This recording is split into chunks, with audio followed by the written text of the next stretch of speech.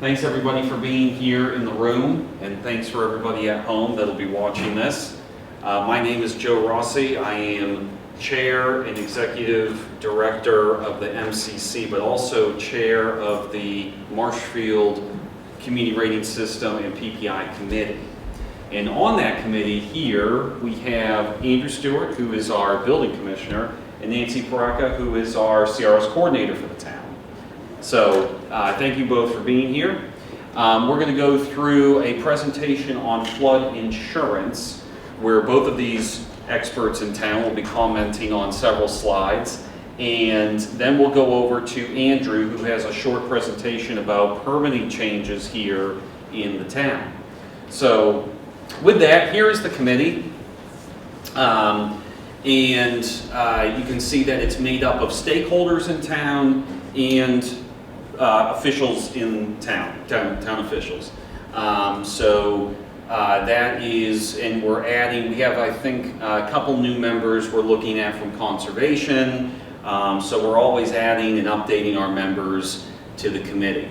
So for those of you that don't know what CRS is, Community Rating System, or CRS, basically is a program within the National Flood Insurance Program that is meant to support the NFIP, or the National Flood Insurance Program.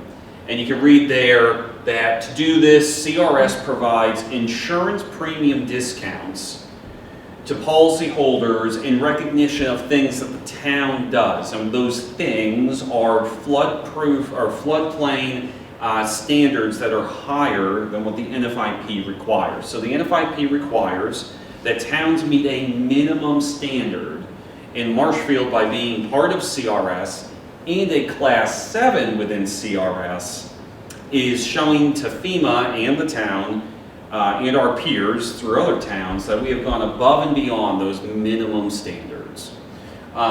So the three main goals of CRS is to reduce and avoid flood damage to insurable property, strengthen and support the insurance aspects of the NFIP, and foster comprehensive floodplain management. You're going to hear about mostly the insurance today, but that inevitably branches into the other parts of the flood program. So Marshfield currently has a CRS rating of 7. You can see the scale there.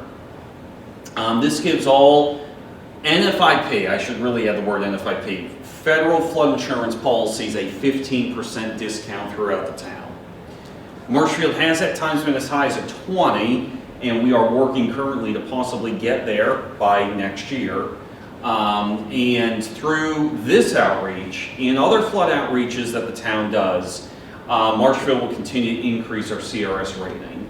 So tonight we're really going to look at the history of the National Flood Insurance Program, what is defined as a flood, Risk Rating 2.0 and the new rating methodology for the NFIP, insuring your property, the ins and outs of the flood policy, what to do in a claim, mitigation, resources, and a Q&A. We're probably going to save the Q&A for when Andrew's done with his presentation as well. If there are questions, small enough group here, that if there are questions during the presentation, feel free to raise your hand, and I'll address them as we go through. Or you can wait till the end. So, a brief history of the National Flood Insurance Program. National Flood Insurance Act was actually what established the National Flood Insurance Program, and so that was in 1968. And reasons for the NFIP, well, there were flood disasters that the federal government was paying federal dollars out to, and current programs at the time did not create sufficient financial protection of future flood losses. So there just wasn't a robust public or private flood insurance market at the time. And with the Mississippi floods of 1928, 1929, most private carriers pulled out of offering flood. A flood program would share the risk of flood loss, which can help with preventative measures. So for example, right now, the preventative side of the house, which is Andrew's world, the floodplain management side, saves on average $2 billion a year in avoided floods. That would be for houses that are elevated, demolished, removed, and other floodplain development restrictions or activities. And then the ability over time to facilitate reasonable flood insurance rates, which enabled people to purchase flood insurance. And really, out of all of this, the goals were to increase flood insurance coverage, identify flood-prone areas, and require communities and homeowners to participate in order to receive federal assistance. All three of those are still happening today. Congress established the NFIP, therefore must be reauthorized every so many years. So that date is obviously not right, but you might as well just change the number at the end of that every year, because September 30th, 2023 is now when it expires. Then it'll probably be 2024, 2025. So until we get a long-term reauthorization, the NFIP has to be reauthorized every single, or extended. It's not even reauthorized, it's just kicked down the road another year. Well, Judge, it did expire. They just have extended that expiration. That's right. every budget cycle. Yeah, the actual bill that governs the NFIP expired on September 30th of 2017. And so we're working on our 25th short-term reauthorization. That's a very good point. So you can see how Congress has not really done its job on that front. But I put this stool here because this is an important part of the NFIP. There's actually three parts that work together. Some will say four, I boil it down to three.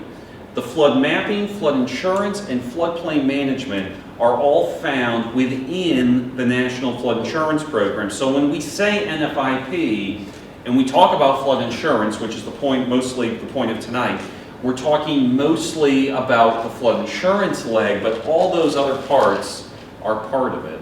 So what is a flood? Well, from the National Flood Insurance Program's perspective, a flood is, as defined here, a general temporary condition of partial or complete inundation of 2 or more acres of normally dry land area or 2 or more properties, one of which is yours. And you can see the definition continues. But really, if you want to boil it down into a very simple definition, it is water that is coming from off of your property onto your property over the land. So what is that eliminating? Well, it's eliminating most of the excluded causes of loss by a flood, which would be a bursted pipe in your home. So that is not a flood loss. It would exclude seepage in your basement, which is covered if there's also a general condition of flooding, but would not be covered otherwise. So by boiling it down to that simple term, you're really encapsulating this definition for the most part. And makes it really simple to explain it to homeowners. And there it is. Water coming over the land from off the property onto the property. So risk rating 2.0 is now it's not as new as it was, I think, last year when we did the presentation. But April 1st of this year will be the 1-year anniversary of all policies getting into risk rating 2.0, so this past April, and completes the transfer, the renewal process of all NFIP policies into the new rating system. So all the flood insurance policies out there with the National Flood Insurance Program are now rated via risk rating 2.0. So what does that mean? Well, what is risk rating 2.0? It's a total redesign of the NFIP's rating structures. And you can see that in quotes I put, because it's a quote from FEMA, delivering rates that are fair, clear, and meet current industry standards. So basically, rating is no longer binary. You no longer have an A zone, an X zone, and a V zone, and the rates depend on those zones. That is gone. It's now a graduated system. So if you are in an X zone and you're 10 feet from an A zone, the person that's in that A zone is not going to have a much more expensive premium now. That premium, if they're houses next to each other, that line on the map no longer matters as much. And so we no longer rate on zone or BFE, which is a huge departure from where we were with the legacy rating system. And when in Andrew's world, that's actually not the case. We still manage our floodplain based on zone. So it's kind of knowing that what you do on Andrew's side of the world with floodplain management no longer directly necessarily impacts rating. We actually talk about this a little later. But going back to the rating itself, The legacy system, so that's the system we no longer use, would use all of those rating variables, a 1% annual chance of flooding, and fees and surcharges. Under risk rating 2.0, now we're using all these additional rating variables, plus the cost to rebuild, plus the broader range of flood frequencies in the fees and surcharges. So those clearly have not gone anywhere. But the biggest difference too is that, well, actually, we'll talk about that in a minute. So I don't know, I think there's there's 4 of the biggest differences between the legacy system and the current system. So going through this, I picked out some of the bigger ones, and there are more changes than this. And we want to talk about here the preferred risk policy. So in the legacy system, structures that were not in the high-risk flood zone, that's what the SFHA is, those low-risk zones that had the right loss history and were not condos, could purchase the preferred risk policy. And what was it? It was a low-risk policy that combined building and contents coverage for a lower premium than a standard NFIP policy. So under risk rating 2.0, preferred risk policies are gone. So we now no longer have preferred risk policies. Those that have them will be grandfathered in, and you can still buy the coverages, the 100 in contents and 250 in building coverage, but they may be lower or higher than the PRPs were. So, you know, the rating, that you can't just buy that bundled policy. You have to go out there. And buy the coverages to make what the policy was. So that's a difference. PRPs are gone. Elevation certificates. Elevation certificates were required for most new construction and could give beneficial rating to other structures from an insurance perspective. Again, in Andrew's world, if you're building a new building in a high-risk flood zone, they are required, no questions asked. But from an insurance perspective, not only were they required in many instances, they were what determined the only way to determine elevation rating. The elevation certificate information that we did require were things such as base flood elevation, height of lowest floor, the community and map information, and that has now changed. So FEMA now determines the first floor height by using their internal data sets. So this is a big change. So an elevation certificate may be used, and very often, I think the number is somewhere between 60 and 70% of buildings benefit from an elevation certificate. So you could use it if you wanted to, but you don't have to. It's totally optional, and the elevation certificate will still be used for all other floodplain management requirements, so that will not go away. So why did FEMA make this change? Well, it's pretty simple. If you're going to close on a home and you find out the closing, you're an insurance agent and your client comes to you and says, oh, I'm closing on a home on Friday, and it's Wednesday. Well, that used to create a huge problem if they needed an elevation certificate, because without that, you would, in many cases, delay the closing until you could get that data. Now, this will allow people that need to close on a home to get through that closing, and then they can say, okay, now that the dust settled, let's get that elevation certificate and let's get our policy rated. And that's just one example why FEMA did this. There's several others. And CRS, this is a big departure as well. CRS discounts were for those communities that apply or are involved. Marshfield is one, of course. The discount applied in the past to policies that were in the A or B zones and were rated as a standard rated X zone. So basically the preferred risk policies I mentioned before were not getting the CRS discount. Under risk rating 2.0, that's no longer the case. All NFIP policies in the CRS community receive the discount, and there's now a new caveat to that. This is a breaking news developing issue that's happened over the last several months. FEMA has what they call the National Violation Tracker. So this document tracks all buildings that are in violation of floodplain standards.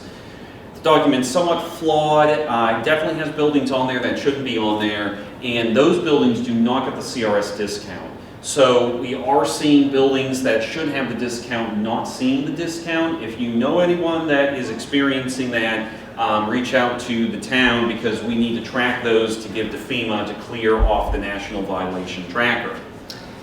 Okay, mitigation. No significant benefit to elevating mechanical in the legacy system. Flood vents, if you put them in a foundation, could also make a significant impact on rating under certain conditions. Now, while elevation of mechanical to the next higher floor does give a small premium discount, so before it didn't, flood vents, the flood vent reduction in premium is diminished, but it is still valuable. So Andrew will require flood vents if you're have a crawl space or solid wall foundation in A zone, and actually technically a V zone. So you have to have them if you're building new construction in these zones, so you'll still get that discount. I think where this really impacts those are if you're looking to do a modification to your crawl space.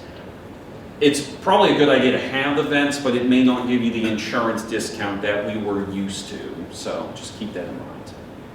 Okay, then there's a slew of things that will not change. You're not going to change the existing legislative issues, right? The biggest one is the affordability program. So we've heard a lot about how, those people can't afford their flood insurance, or there's affordability issues. Congress, that's a congressional issue. FEMA will not be changing that. Forgiveness of the debt, annual rate increases, all dictated by Congress. The available amount of insurance, $250 and $500. Commercial, personal, and condos is unlimited, but that is still the same. That risk rating 2.0 does not change that. Mandatory purchase, floodplain management standards, those remain. So and this is where things get weird, right? Because we're depending on the maps and the lines on the map for those two things, but insurance no longer cares about them. So it's a weird kind of dichotomy that we're in there. Policy forms are not changing for now. FEMA will be issuing new policy forms sometime this year, so that is something to look for. CRS program and credits, the actual program and credits are not changing under risk rating 2.0. Insurance commissions for the companies, the LOMA program and process, the ICC or coverages in the policy are not changing, and neither is the process to assign a flood policy from one owner to another. In fact, that process is probably more important now than it ever has been, because the policies that are in the legacy system that are going up in price, you'll want to get to a new homeowner so that they can take that glide path on as policies increase. So each state has a different impact here with the increases or decreases on year one of risk rating 2.0. So we just completed year one of risk rating 2.0. So I figured this was still a very valid chart. You'll see that the top is the national average and the bottom is the state of Massachusetts. So in Massachusetts, 39% of policies will see a decrease in year one of risk rating 2.0. 49% will see either no increase or a slight increase, and 12% will see a more significant increase. So no increase can be more than 18% a year, and full risk rates will be shown on the flood policy. So if you're paying $500 in flood insurance today, and FEMA says your full risk rate is supposed to be $5,000, that will be shown on the policy. So that, I believe, is helpful for insureds to at least know what their cost of flood insurance could be someday. And you'll see I break it down into, this gets a little bit more complicated at the bottom. This presentation is available on the CRS website, so if you want to read into this more, you can certainly go there to get this presentation. Private flood insurance is also an option. We're hearing a lot more about this. In fact, private flood insurance is one of the premium solutions that I recommend to those that are seeing huge increases on their flood insurance through the National Flood Insurance Program. Most of the private market is what we call non-admitted. Now that does not mean that it's not allowed, it's just the rates are not regulated. Rates are not regulated. Companies like Lloyd's of London would be a great example of a non-admitted market. There are also reinsurers taking on risks. A lot of those would be in the commercial space. And admitted programs exist, so those that are regulated, but there are not many. And in fact, several regulated programs no longer exist for the exact reason, because it's very tough to be a regulated flood program in a changing marketplace. And we're starting to see endorsements to homeowners policies. That is starting to become something that's popping up across the country. Okay, and you can see here what I've done is taken a chart and divided up the chart from to basically compare and contrast NFIP and private flood. This is very, very general, right? Because there's almost 300 different private flood programs out there. So this chart's not going to encapsulate all of that, but it gives you a very good compare and contrast to NFIP and private. So I'll just read a few of them, right? So for coverage limits, the NFIP is limited for a residential structure, a 1 to 4 family building, I should say, to 250,000 in building coverage and 100,000 in contents. Private flood, I have seen personal commercial flood policies for high net worth individuals with coverage of 40 to 50 million. So the ability to cover more is infinite. Eligibility, right? So the NFIP will write in all flood zones in most places across the country. Private flood can pick and choose. They don't have to. Some write in all areas, some are restricted.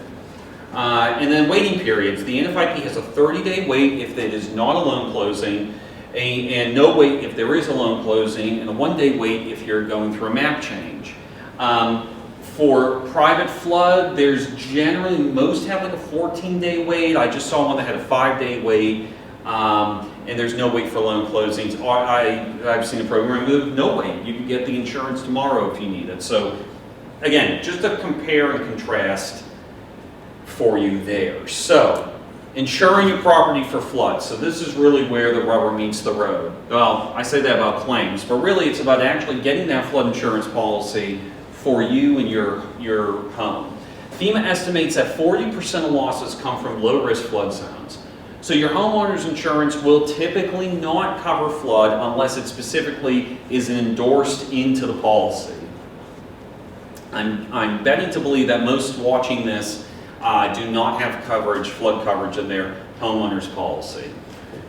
Flood coverage can either be purchased from the federal government or a private insurer, as we just discussed. A separate policy from standard homeowners insurance is required. So, like I said, some are endorsing flood, but typically you have to buy a standalone flood policy. Contents-only insurance is available for renters. For most flood policies, as we discussed, there's a 30-day wait if it's not associated with a loan closing. But do not rely on disaster assistance. I cannot emphasize that enough. The average flood insurance payout in Hurricane Harvey was $106,000. The average disaster assistance payout was $6,000. So that's a big difference. You know, I tell people that complain about cost on flood insurance that it's probably a lot cheaper for you to pay that flood insurance premium than to have nothing after a loss and rely on that disaster assistance. Now, choosing deductibles. We don't recommend necessarily what deductible to pick. There's, you know, deductibles as low in some private forms I've seen as $5,000. The NFIP's lowest deductible is $1,000. The NFIP's highest deductible for a 1 to 4 family dwelling is $10,000. I have seen residential deductibles up to $100,000, but your lender will not accept a $100,000 deductible. They will only accept a $10,000 deductible unless you get something really crazy going on. Like I said, most watching will be capped at $10,000. So, you know, it's really a decision, a personal decision, because it's going to depend on how you view your flood insurance, right? And it also has to do with claims. You know, filing, while you may think that it would be great to file a flood insurance claim every time you have a flood, we'll talk a little bit about how claims impact premiums, so it's kind of a balance. And also, you know, we talk about this a little bit further, you know, keep your receipts. So you're not expected, obviously, to keep a receipt for every household item. But, you know, for the things that are big in a loss, what are they going to? They're going to ask if this room flooded and we had to replace the carpet. A adjuster will come in and measure the room and give you an average cost per square foot for this carpet. But if you kept your receipts, they might have a little bit more ammo to be able to adjust that claim with. So this is a really good tip, and we'll talk about that a little bit more later.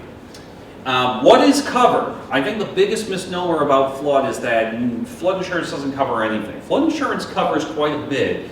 And for primary residences that have an NFIP policy, that they live in their home at least 80% of the year, and it's your primary residence, and you have at least 80% of your building insured or the max available through the program, you're going to get replacement cost loss settlement. What is that on your building item? So what does that mean?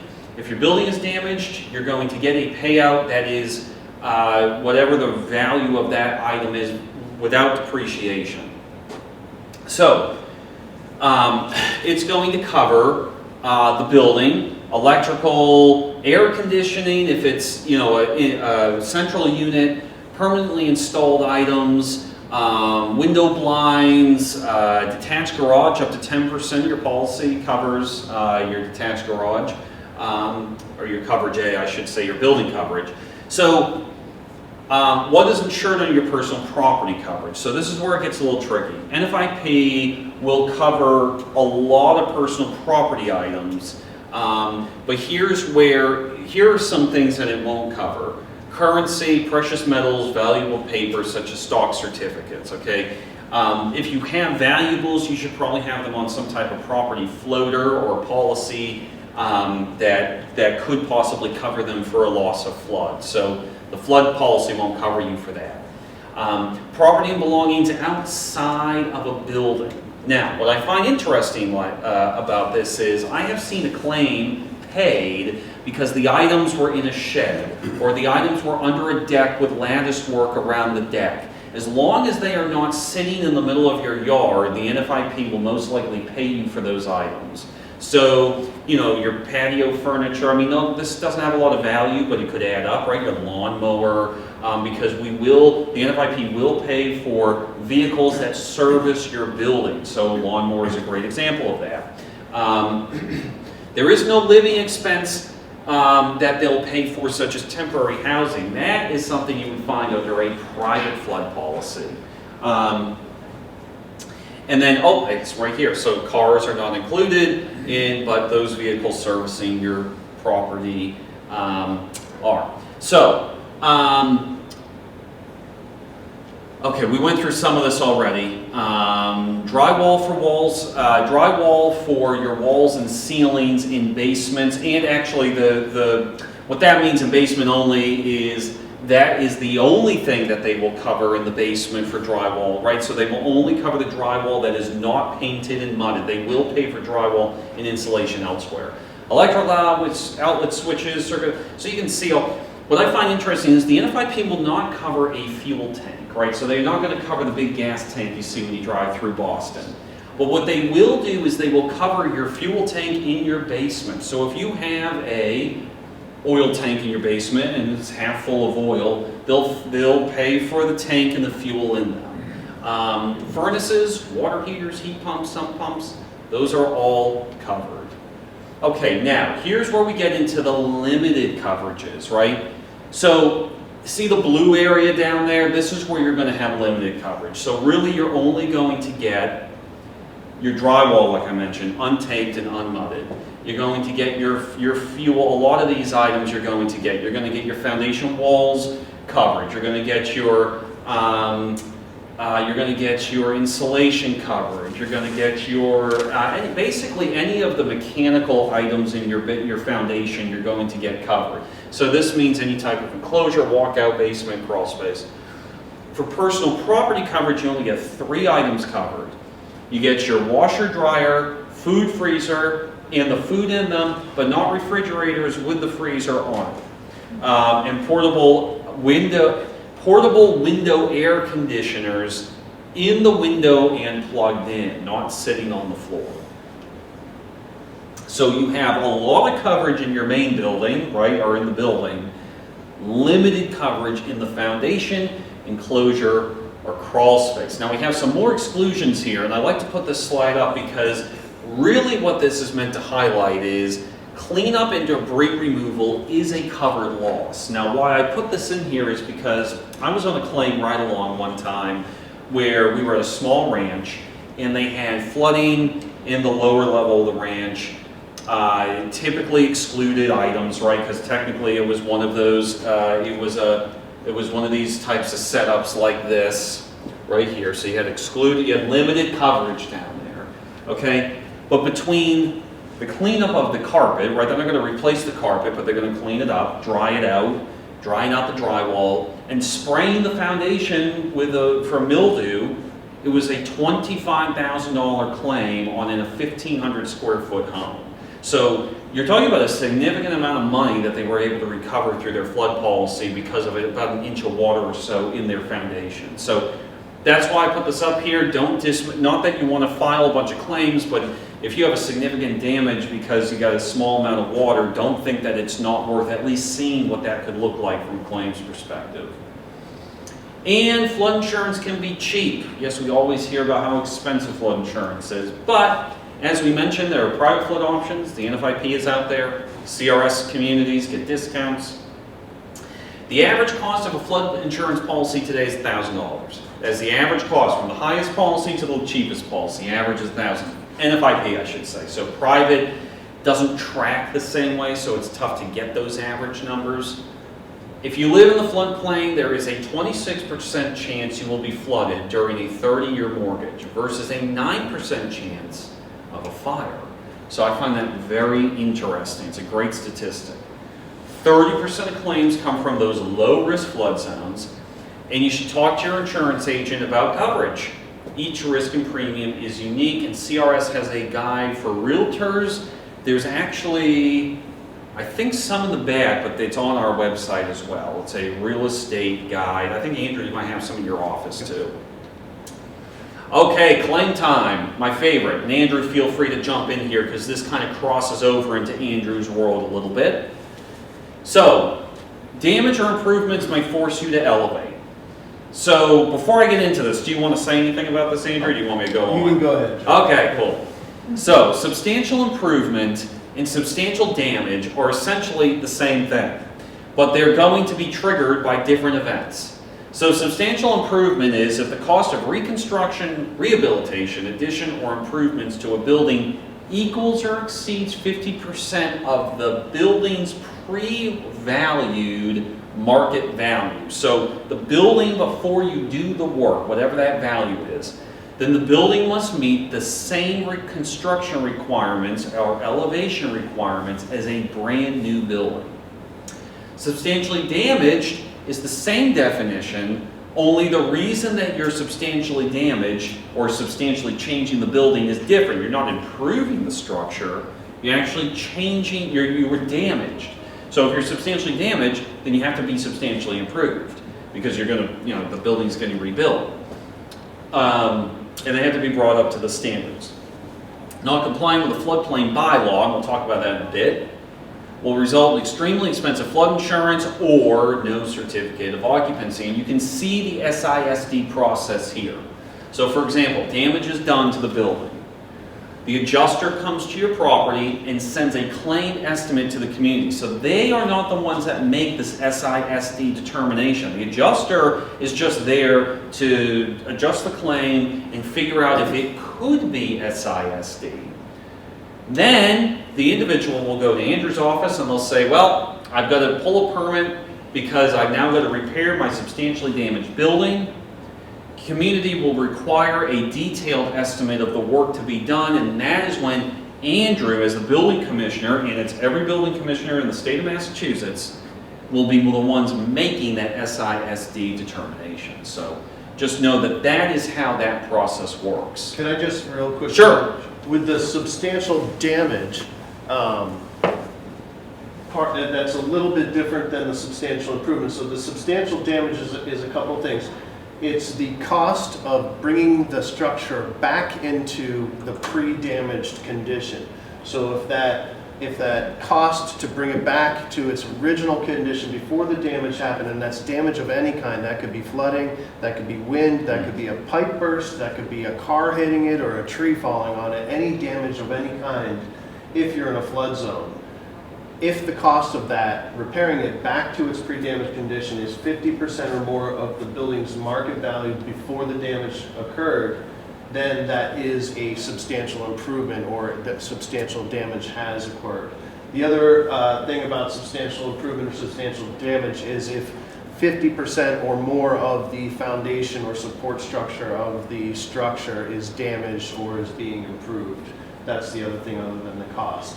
And as far as when we talk market value, we have the town's assessed value of the structure. So the town does a market value of all the structures in town. They have the full value, assessed value of the property, which includes the actual real value of the lot and the property itself, but also of the structure. And so the substantial improvement and substantial damage cost is based off of that assessed value of the structure. Now we also do accept private appraisals and accept the depreciated cost of improvements in a private appraisal as an alternate to the town's assessed value to help us determine that. And we have a very substantially written out, policy for substantial improvement determinations that you can get at the building department. Thank you. Okay, so that's great, because now if a claim is not filed, right, you should at least document the storm damage to your property or your area. I just went through a situation where a woman was unable to, or they had damage to their property and they cleaned up the damage. The adjuster came out because they had to get the property started to be repaired before the adjuster could come out. And they were having trouble proving to the adjuster that there was a general condition of flooding at the property because it had rained, water came in, water came out, and it was, so, you know, if you can, so document, and the one thing she said to me, she goes, I wish I had known about how to really, you know, be prepared to file a claim.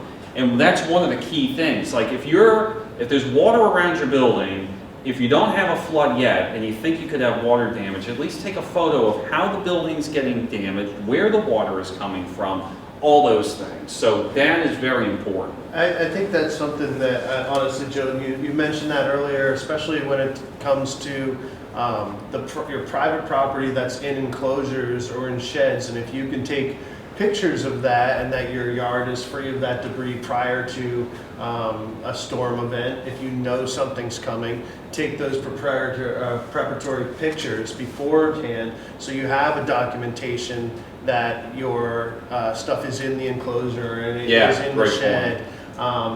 The town of Marshfield does this with all of our seawalls. Every time before there is a storm event, we run the drone up and down the seawalls so that we can document any damage that might happen during a storm event. So I think that's a really good thing that residents should do before a storm. Exactly, and that's bullet 2, which is to do exactly that. So thank you.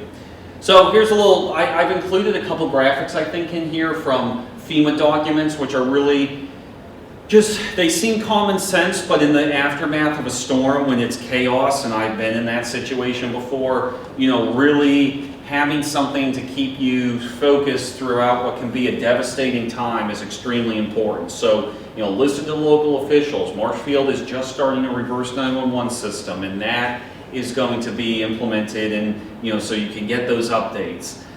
Use text or social media. A lot of the weather channels out there have some type of, you know, Twitter or something giving updates.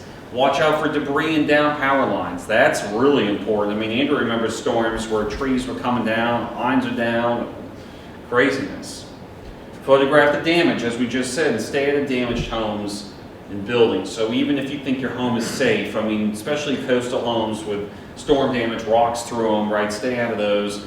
Andrew, you have a team, right, that goes out and condemns buildings after storms like that? That's right. Yeah. Here's another graphic. So this is a really good one, right? What to do before, during, and after a storm. So this is good, right? Make an inventory of valuables right before the storm, as Andrew mentioned. Take photos.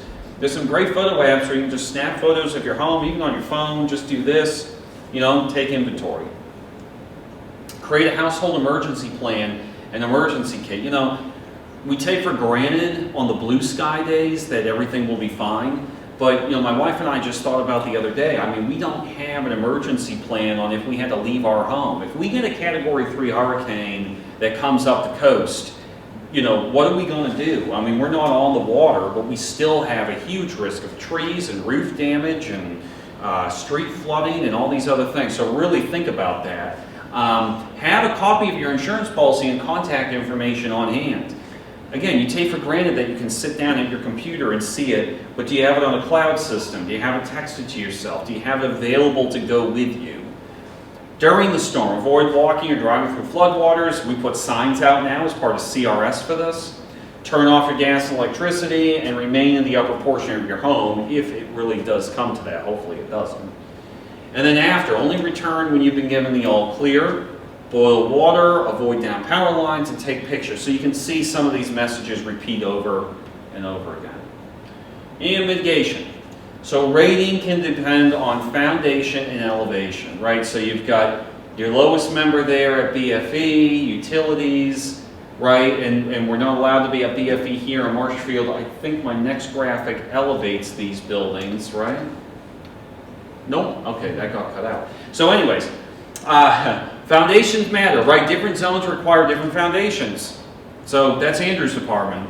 Different foundations affect costs differently. That's the insurance issue, right? But overall, the higher elevated you are, the lower your costs. So don't forget that. And you can see that this is the discount chart for risk rating 2.0. These are all different than the prior discount charts, and it's very big and very confusing because risk rating 2.0 uses hundreds and hundreds and hundreds and hundreds of spreadsheets and charts to make up to put the rates together. But what they're trying to say here is that on the first floor, right, the first floor height in feet above the lowest grade, all right, so we no longer care about BFE, so like, for example, 5 feet above what the lowest grade is to the building. If you are, for example, elevated without enclosure and you're 5 feet above the lowest grade, then 41% of the rating factor, so FEMA has, I think, 100 different rating factors that go into the rates, the elevation or mitigation discount factor will be discounted by 41%. So that's a pretty good discount on your flood insurance. And you can see if you get the buildings that are way, way, way up, that goes up to 79 to almost 90%. So pretty big discounts. Again, it's a little misleading because it's not off the bottom line premium, it's off of the rating factor. I don't have enough time to go into how the rating factors are broken up, but just know that it's going to be a pretty good discount. But you can see how how the higher you go affects that. So nor'easters cause most of the flood damage in Marshfield. They occur at any time of the year, but most are winter. Before the storm threatens, know your flood risk. So you can go to that website to check the maps in town. You can go to that website to check out our webpage. And Andrew will actually do site visits. And actually, that's the slide I thought I had here. I don't. Andrew will do site visits to actually talk to you about your flood risk and things you can do to reduce that flood risk. It's a new CRS activity that we just started last fall. So here's the contact information for different offices in town. So don't lose your investment, get flood insurance now before the storm. Now Andrew, I checked my email earlier and I didn't see your presentation come through. Okay. So do you have any talking points you can just go off the cuff on the floodplain permits? Certainly. Okay, so before we do that, and I apologize, I don't know why this didn't come through. But before we do that, I just want to have Andrew basically go through, he's going to talk a little bit about the floodplain permit. And the floodplain permit is a change in Marshfield permitting that will require any type of activity in the floodplain, which is, do you define that by the high-risk flood zone, the floodplain, or is it defined as any special flood hazard any area. special flood hazard area? Okay, same way I would have defined it. Any flood hazard area or any flood zone, shaded flood zone, will now require this permit as part of the permitting process. So I thought it was a really good time to introduce this change and have Andrew talk a little bit about it for those here and on television. So, Andrew, whenever you're ready, you can take it away. Sure. And just send it to me again, just in case. Okay, sure. While you're talking, I'll see if I can pull it up. So the floodplain permit, as it's currently designed for the town of Marshfield, was designed to satisfy a requirement in the floodplain bylaw for the town of Marshfield for floodplain permits. Basically for inclusion in the NFIP and to maintain our rating and inclusion in the CRS program. We require floodplain permits for any development activity in a flood zone in the town of Marshfield. So the NFIP and FEMA defines a development activity as any grading, filling, dredging, new construction, alteration of land, alteration of topography, alteration of drainage characteristics. So it covers a broad range of items. Now, some of those items require building permits. Some of those items require Board of Health approvals for septic systems. Some of those items require Chapter 91 licenses with the state. Some of those require DEP and Conservation Commission permits. Some of them require multiple of those permits. And what we wanted to do was kind of give residents a way to track all of those permits that they would need in order to do whatever project they had, and also to give them a way to track their progress through all of them and have them happen all at the same time. Part of the reason why I wanted to do this was because I was a contractor in Marshfield for a long time. My father was too, and I have gone through the process of building houses, demolishing houses, and then building houses. And the different processes is you have to go through with the Zoning Board of Appeals and the Conservation Commission and the Board of Health and the Building Department and the Historical Commission, and however many different departments you have to work with. And it can be really frustrating, time consuming, and costly if one of those steps is missed, or some information that you need for one department or one permit isn't properly put on to a document for the construction that needs for another department, and you have to go back and you have to reapply and you have to change. And so what I wanted to do was to create a system that would satisfy the bylaw requirement and the NFIP requirement for floodplain permits, that we document that all development activity in the town of Marshfield receives a floodplain permit or a permit to do what they are doing. That permit is reviewed, it's approved, and inspected. So the floodplain permit system, as it was designed, is set up to have residents describe what it is that they want to do on their property, describe whether it's a residential or a commercial property, give a main description of exactly what it is, who the applicant is, whether it's a homeowner, whether it's a registered design professional or a contractor of some type. They can then also describe any other activities that they might be doing in concert with that main activity. So maybe the main activity is, well, we want to build a new house. Well, in order to build a new house, you will be maybe demolishing an old house. And are you going to be putting in a generator with this new house? And is that generator going to be attached to the new house, or is it going to be located elsewhere? And are you going to be doing a patio? Or are you going to be doing a driveway? Are you going to be altering topography? Are you going to be altering drainage characteristics? So you ask a lot of questions. And it can get a little time consuming for people, but we just want to make sure that we capture all of the possible things that are considered development activities in a flood zone, so that we don't really miss anything, and that the homeowner and whoever's applying doesn't miss anything, and that there's no setbacks, really, that we give them a pathway for success and not really holding them up and causing delays in the entire process. So ultimately, the goal is to capture all of the information that is going to be happening on the property, And then we ask a little bit of information about the topography and any information that you might know about the existing site conditions. None of that is absolutely required that you put it in there. During our review process, that we fill in a lot of that information, and I have been known to sit down with applicants and help them fill out the application, and that is part of the site visit and property protection advice that I give. I help people also fill out some of the floodplain permits while they are working through these projects. So we're very open to helping residents get through this and understand exactly what the process is. From that point, once that application is submitted, it goes to my review for a preliminary review where I can kind of clarify some of the missing information, ask for some maybe basic information about, if you have maybe a site plan or some preliminary sketches, try to get you in for maybe a meeting so that we can kind of discuss it in person, and then, if necessary. And then from there, I can determine, okay, well, it's going to need this department to say whether or not they need a permit, and it's going to need this department to say whether they not need a permit.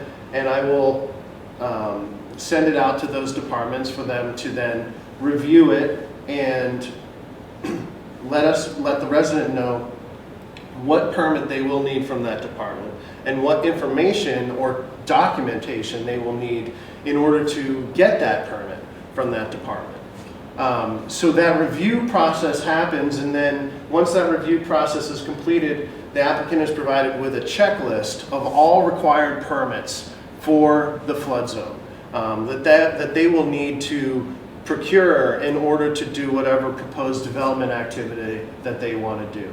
And from that point on, they'll work through that checklist to then acquire all those permits. So, for example, a non-conforming house on a non-conforming lot from a zoning perspective in a flood zone with a septic system or maybe an existing cesspool, okay, is going to apply for a floodplain permit for new construction, and they will also be doing the removal of a sewer system and the installation of a sewer or septic system. They're going to be disconnecting the water service. They are going to be altering the topography. So we're going to send that off for the Historical Commission review if it's over 75 years old. It's going to get the Conservation Commission review to see if it needs a notice of intent and an order of conditions. It's going to go to the Board of Health to get Title V approval for a septic system. It's going to need a building permit for demolition of an existing structure. It's also going to need a building permit for the creation of a new structure, because we want to document each of these activities for FEMA to show that, hey, we are removing a structure removing a non-compliant structure from the flood zone, and we are building a compliant structure in the flood zone in its place. And all of these documentations that we do every single year with the CRS audit helps to bolster our rating, improve the discounts, and improve that $6,000 disaster assistance number for those folks that don't have flood insurance. And hopefully our by increasing our CRS rating, not only will we get flood insurance discounts, we'll also get a little bit more priority disaster relief assistance. So once they're working through the checklist to go and get all those permits, they will work with the individual departments to get those permits. So they'll work with Zoning Board of Appeals, with Nancy to get any special permit or variance they need for zoning. They'll work with the Conservation Department to get any special order of conditions that they may need. They'll work with the Board of Health to get any approval they need. They'll work with the Historical Commission, and then they'll work with the Building Department. And we're all able to review these permits at the same exact time. We're able to share information. We're able to kind of cross-check so nobody's kind of giving some advice that may contradict another departments. We are scheduling pre-construction meetings and inspections at the same time so that you're not being subjected to multiple visits from multiple officials. We're coming at the same time. We're coordinating our visits so that you're getting the same information. We're all on the same page. We know what's going on. We're sharing the information, and you're moving through the process in a cohesive manner. And it's all out there for you to see exactly the process. So I just got you. Yeah. So do you want to, yeah, finally. Do you want to go to a certain Sure, slide? we can go to the next one there, but I'll actually go back real quick. This is a pretty interesting picture because it encapsulates just about all of Marshfield's floodplain really in one picture. I mean, you've got your barrier beach and coastal dune, your salt marsh, you've got your floodways, you've got dikes and levees, you've got seawalls and coastal revetment structures, AE zones, AO zones, V zones, coastal dunes, barrier beaches, literally everything. Riverine flooding. I mean, Marshfield has every flood zone pretty much known to FEMA. So it's very interesting, and it's not just coastal flooding. I mean, we have streams and rivers that flood, we have ponds that flood, and those flood zones expand beyond the areas of just where that water is, and have houses that are, and structures that are within the flood zones of those areas. So again, we've covered this, why we need the floodplain permits is it's in the bylaw. The floodplain permit, like I said, provides the checklist, and then it tracks the permit's progress. So once you get that checklist and you're getting through all the different approvals, you might get the approval from the Conservation Commission first, and then you get the approval from the Zoning Board of Appeals, and then you apply for your building permit, so you're getting these multiple approvals. And then finally, it's my job as the floodplain administrator to, once all those different departments have basically checked off the checklist that you've gotten those permits, I then approve the work, the development activity at that point to happen, because I have ensured that you have gotten all required floodplain permits for this development activity in a flood zone.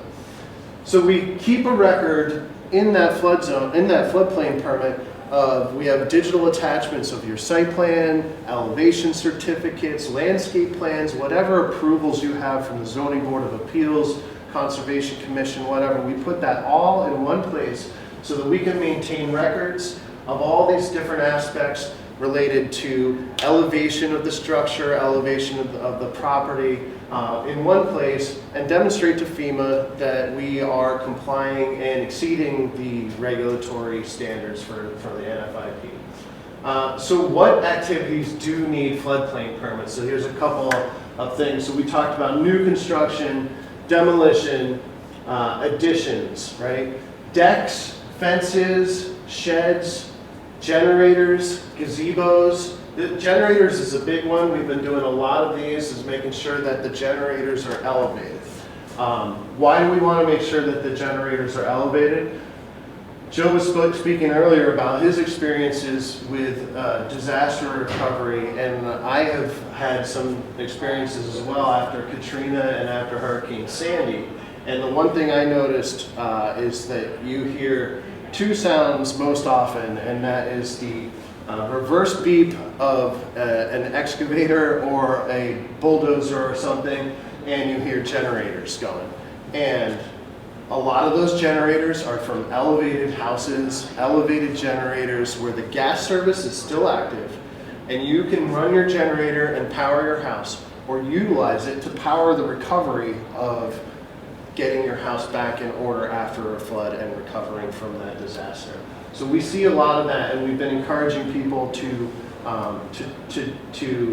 get those generators up on a stand that is compliant with as many building codes, conservation codes as we possibly can. We want to make sure that our accessory structures are elevated and have flood-proof openings so that those structures are not getting tossed around during a flood event. That's one thing I've also seen, is these sheds and all sorts of debris gets banged up into other buildings, and that becomes debris that can impact the foundation of a flood-proof house. We've got our elevated brand new houses, but it also goes to small things like patios and how you finish off a house and how you access it and not having pervious materials and things that are going to exacerbate flood events. It also applies to things that actually happen in water courses like dredging, docks, piers, bridges, and underground utilities. Next one, Joe. So how do you apply? Next one is, this is the website. You just go to the Marshfield building, or the Marshfield website, go to the building department page. On the upper left-hand corner, we have an apply for permits link, and you can create an account or log in if you have an existing account. You just select the building department and then choose the floodplain permit. It's as easy as that. If you have any problems or any questions, I encourage you to call the building department and schedule an appointment with me. I'll do my best to help you through the process and make it as easy as possible. Awesome. Thanks, Joe. No, that's great. So are there any questions from anyone in the room after all that? All right. Well, we'll be here after for a little bit, and for those watching at home, thank you for paying attention for the entire hour that we've been here presenting. I think it's great information both on flood insurance and how to get those floodplain permits in order to keep Marshfield more resilient. All right, thank you, everyone, and thank you for those at home. Thanks, guys. Thank you. Thank you.